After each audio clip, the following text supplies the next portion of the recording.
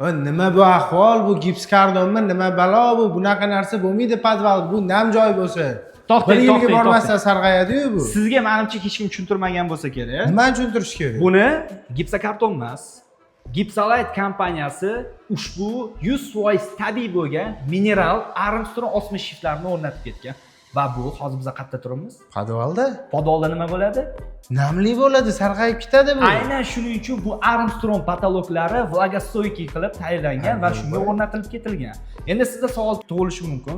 Bu 1 yil, 2 yildan keyin sarg'ayib ketsa kerak degan. Aynan shuning uchun ham bu ancha yil xizmat qiladi, o'zini tabiiy rangini yo'qotmaydi va buni hozir ko'rib turibsiz-ku, mana svetlarini ham Gipsolite kompaniyasi o'rnatib bergan. Mana shu svetlarning o'zi bir xil tekislikda yorug'likni tarqatib beradi. Bu namlanmasa, demak, yong'inga yomon-ku bu. Mana shu joyda ham zo'r sizga tajribamizni aytamiz.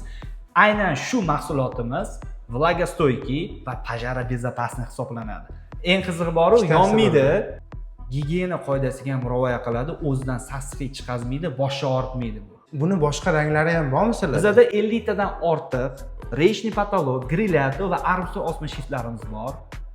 Shuma izolyatsiya qilinadigani, mana shunaqa vlagostoykisi, oddiylari, temirligi bor, xolodilnikning ichiga qo'yadigani bor.